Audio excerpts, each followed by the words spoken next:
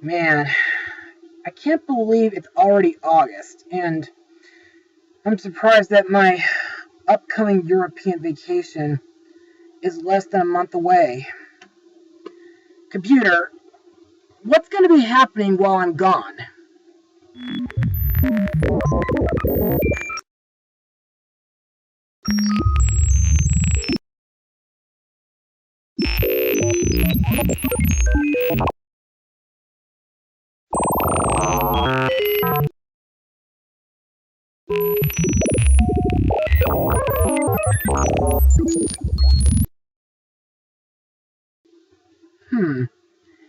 Interesting.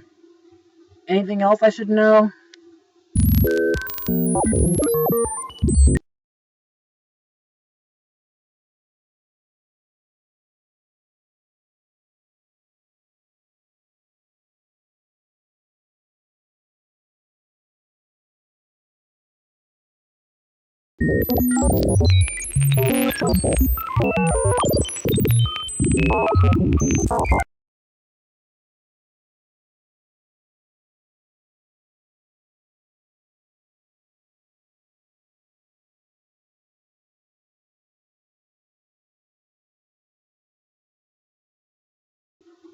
Well, that's good to hear.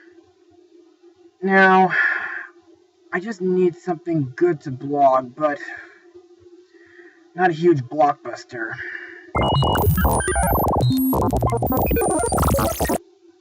You know, that's not a bad idea. Cue the logo.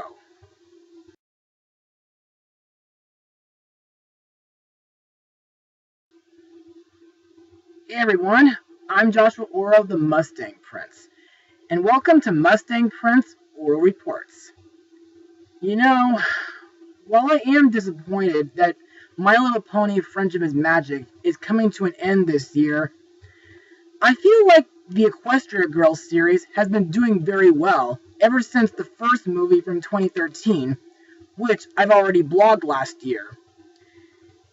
Also, in my opinion, I think the YouTube series is a lot of fun, and the recent 1-hour specials like Forgotten Friendship, Roller Coaster Friendship, Spring Breakout, and Sunset's Backstage Pass were really amazing. However, those specials will be blogged if they ever get a home media release, if possible. So today, we're going to go back to 2014 to look into the second Equestria Girls movie, which features something that I love, rock and roll. Released on September 27th, 2014, the movie is My Little Pony Equestria Girls Rainbow Rocks. So, let's get started. Canterlot High is hosting a musical showcase, and our human main six are going to be performing with their new band, the Rainbooms. But when a new girl group known as the Dazzlings arrives at CHS, they convince everyone to turn the friendly showcase into a battle of the bands. The girls need Princess Twilight Sparkle's help to rock their way to the top and outshine the evil Dazzlings to restore harmony back to Canterlot High. So, what do I think? Well, this movie was an absolute musical blast. But to further explain why I enjoy this movie, let's move on to Mustang Notes. On February 13th, 2014, Megan McCarthy wrote on Twitter that she had worked on the movie during summer 2013. In the audio commentary included in home media releases, Megan McCarthy commented that Equestria Girls was initially not intended to become an ongoing franchise, and the thought of a sequel did not cross her mind. Additionally, Sunset Shimmer did not become a main character until the second draft of the script. The DVD commentary also points out that the midnight snack scene between Twilight and Sunset was actually added in late into the film's production, and Rarity's line, which was called Past Boo Boos was ad-libbed by Tabitha St. Germain. As for the animation, well, in my opinion, the Adobe Flash animation looks equally as great as the first Equestria Girls movie. And like I said last year, even though several of the human characters are designed a little cartoony and their skin colors are varied, it's still very good. Plus, I'm surprised that this movie features human versions of the Diamond Dogs, and I like that the human Cutie Mark Crusaders wear outfits that are very similar to what their pony counterparts wore in the episode The Showstoppers. Plus, Pinkie Pie's sister, Maud Pie, makes a small cameo in this movie. What's more, the film's opening credits during the title song Rainbow Rocks were storyboarded by Tony Cliff, and in my opinion, it feels like a great opening song and a great musical recap of the first movie. Also, the storybook illustration depictions of the sirens in Equestria were done by Rebecca Dart. Lastly, the illustrations shown during the ending credits song Shine Like Rainbows were drawn by Katrina Hadley. Now, there are a few other things I need to mention about this movie. For example, the setting in this film takes place not too long after Twilight and her friends defeated the evil T-Rex, with some help from the Tree of Harmony. And of course, not long after Twilight got her own castle. And speaking of T-Rex, I'm surprised that not only was he Cozy Glow's pen pal during Season 8, but he, along with Cozy, Chrysalis, and the recently re-defeated King Sombra, are working for the evil Grogar during Season 9. Anyway, back to Rainbow Rocks. I also like the part where Pinkie Pie lets Twilight stay at her place during her visit, and I like the part where Rarity is in some sort of electronic outfit, which I found was very hilarious. Plus, I think some parts of the movie, along with the first film, are almost reminiscent to Disney's High School Musical, but much, much better. Plus, I do like when the Rainbooms pony up whenever they play their music. And speaking of music, let's go over the movie's songs. First we have Better Than Ever, sung by the Rainbooms. This song is sung during a rehearsal, and it's about how life at Canterlot High School has improved. To me, this is a really great song, and I do love the harmony and the vocals, and of course, I love its message. Next is Shake Your Tail, which is sung during the first round of the Battle of the Bands.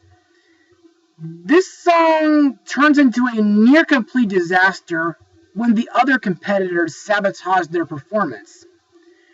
It's also featured in an animated short of the same name released before the movie, in which the Rainbooms try to think of a theme for a school dance. They eventually decide to combine the several themes they propose for the dance in which they perform the song. And speaking of the animated shorts, I think they're really great origins of how the band got their instruments. And I also like the animated music videos like Life is a Runway, With My Best Friends, Friendship Through the Ages, and of course Sunset Shimmer's song, My Past Is Not Today. Anyway, back to Shake Your Tails. To me, despite the sabotaging, I think this is another great song. Plus, one part of it makes me think of how Fluttershy feels during the episode Philly Vanilli. Next is my second favorite song in the movie, Awesome As I Wanna Be, sung by Rainbow Dash. To me, while it is a tad boastful, this song is still amazing to listen to. Plus, I think it delves greatly into Rainbow Dash's character. However, this song does stop abruptly, courtesy of Sunset Shimmer, when she notices that Rainbow Dash is about to fully transform in front of the Dazzlings. Next we come to the first villain song, Battle of the Bands, sung by the Dazzlings, who use their magical, enchanting voices to charm the students of Canterlot High, turning them against each other and convincing them to compete in a battle of the bands so they can feed off their negative energy. To me, this song starts out very slow and very convincing, but then it becomes heart-pounding halfway through. Plus, I think the song is a tad suggestive and very thought-provoking. The other song the Dazzlings sing is called Under Our Spell, which is performed in the first round of the Battle of the Bands. During the rest of the song, a montage of the Battle of the Bands is shown. By the way, I was first introduced to this song from a random animated music video on YouTube back in 2015, and in my opinion, I think it's a lot better than the Battle of the Bands song. We also have Tricks Up My Sleeve, sung by the great and powerful Trixie and the Illusions during the Battle of the Bands. Only a small part of this song is heard in the movie, but the soundtrack features a full version. We also have that freestyle rap song sung by Snips and Snails, which, in my opinion, is the only worst song in the entire film, due to the fact that I despise rap. Well, mostly the rap from these days, not from the 80s, thank goodness. And finally, we have Welcome to the Show, which in my opinion is the absolute best song in the whole movie. Heck, it's even the best song out of any My Little Pony song out there. It consists of two songs interrupting each other regularly. One by the Dazzlings during the finale of the Battle of the Bands, as they try to suck out all the energy left in Canterlot High, and one by the Rainbooms, who try to break their spell with their own music. As the Rainbooms are nearly defeated, Sunset Shimmer joins them, and together they rally the school to their side and break the spell with a huge rainbow alicorn. Wow. Now that's true Mustang power. And now let's move on to the characters and their voice actors. Let's start with Sunset Shimmer, once again voiced by Rebecca Soichette, whom I remember as Sota from Inuyasha. She also does Twilight's singing voice, as well as voicing Big Mac's girlfriend, Sugar Belle. Sunset Shimmer is a unicorn from Equestria and a reformed school bully at Canterlot High. She befriends the Rainbooms throughout this franchise. In my opinion, Sunset has become a really nice person ever since the ending of the first film, even though most of the school isn't really convinced that she's changed. And I like that she volunteered to show some new students around Canterlot High.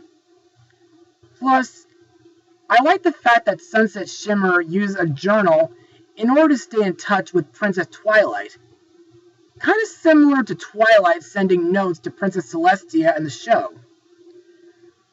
Also, I like that she cares for her new friends, and I like the scene where she and Twilight have a little conversation in Pinky's kitchen. And I love the part when Sunset joins in to sing during the final climax.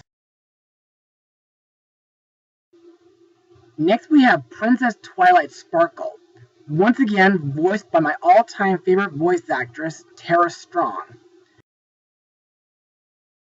best known from The Little Mermaid 2, The Powerpuff Girls, Teen Titans, and the animated Wonder Woman movie. Twilight is a studious alicorn and the princess of friendship. She serves as the temporary lead vocalist of the Rainbooms. During the movie, Twilight is trying to adjust to being princess of friendship. However, I do like the part where Twilight makes a device that uses the magic from Sunset's journal to connect the magical mirror portal so that she can visit Canterlot High School anytime she wants. And it's also very interesting that after she and the Rainbooms failed to use the magic the same way they defeated Sunset, they figured that using music to defeat the Dazzlings is the way to break their spell. However, like in the first film, Twilight's handwriting is really bad, which means songwriting is not her thing in the human world. Also, am I the only one who thinks that Twilight looks kind of like Yuna from Final Fantasy X-2? Maybe it's just me. Twilight's dragon assistant turned puppy, Spike, is again voiced by Kathy Weseluck, whom I remember from Ranma 1/2 and Rudolph the Red-Nosed Reindeer the movie. She even voices Mayor in the show. Now, in this film, Spike doesn't really do too much compared to the first film, but Spike still hasn't changed a bit, because I think Spike is still a playful, adorable, and helpful character.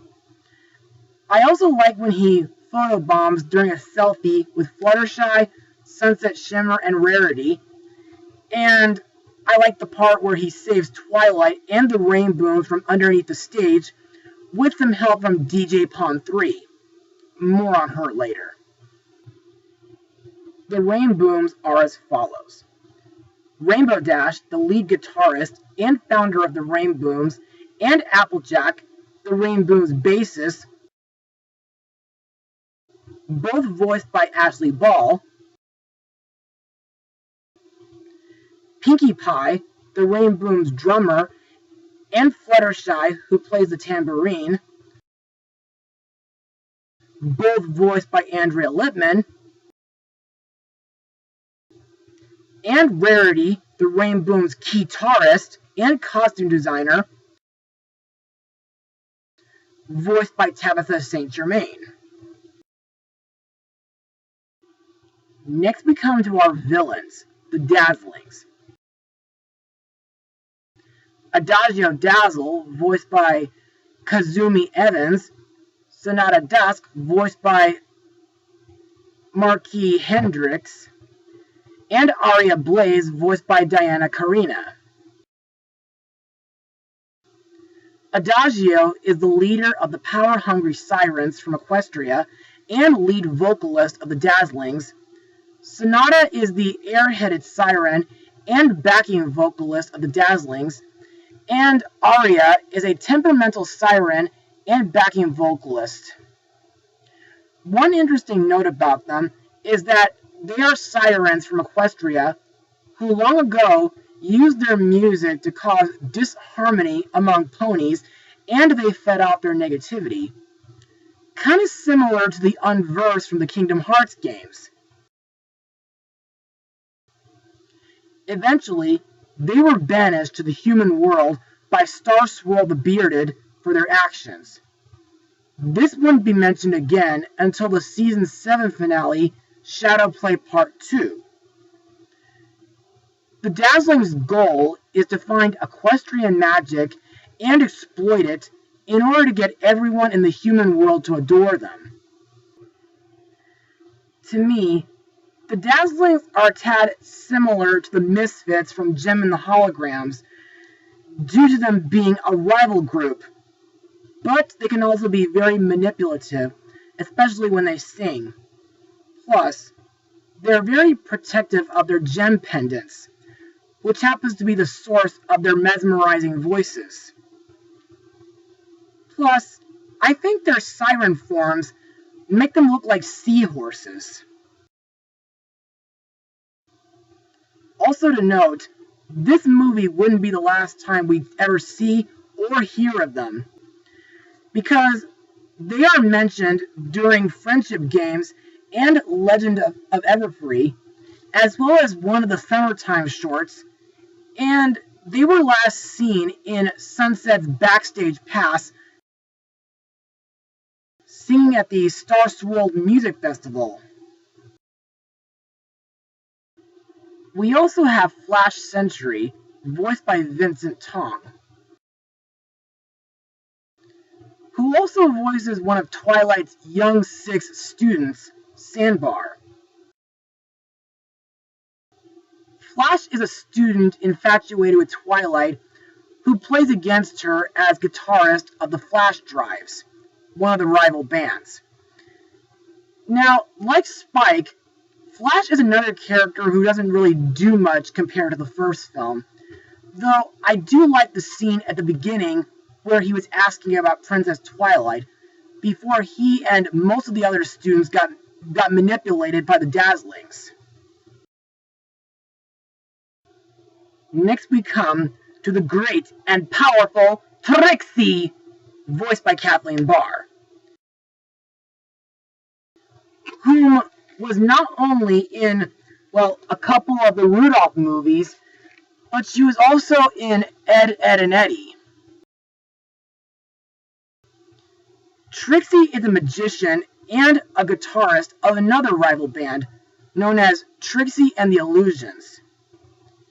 In my opinion, I think Trixie is pretty much as obnoxious as her pony counterpart, especially during the scene where she traps the Rainbooms underneath the stage.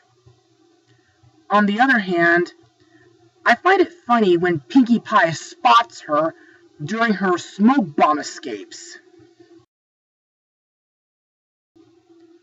Another character to talk about is DJ Palm 3, who unfortunately is a silent character and has no voice actress. But that's what makes her unique. Also, DJ seems to be the only character, aside from the Rainbooms, who is not under the Dazzling spell, due to her never taking off her headphones. Now that's pretty clever. Also, I do like when DJ helps the Rainbooms during the final climax, and I think her rockin' convertible, which transforms into a DJ station, is really hardcore. And now, let's move on to my final words. Overall, My Little Pony Equestria Girls Rainbow Rocks was a really amazing movie, and a real improvement over the first Equestria Girls movie. Not only is the animation great, with the characters and the musical numbers, but I think the plot involving Sunset Shimmer's redemption is really interesting. Plus, I like how several parts of the movie are canon with Friendship is Magic. Also, most of the songs, like Awesome as I Wanna Be, Better Than Ever, and Shake Your Tails, are amazing to listen to. The villains and their songs are very twisted and manipulative. Also, there are some flaws, like Snips and Snail's terrible rap number, as well as a few other characters not having as big a role as before. But despite all that, this movie is still amazing, and I think everyone, whether being fans of My Little Pony, or folks who love horses like I do, or maybe folks who love amazing music or high school films. So, as Mustang Prince, not a brony, I give this film a perfect rating of 100%. Yeah, so there were a few flaws. So what? Anyway, be sure to tune in again next time, because I think it's high time to return to the Pride Lands. Mustang Power! Have you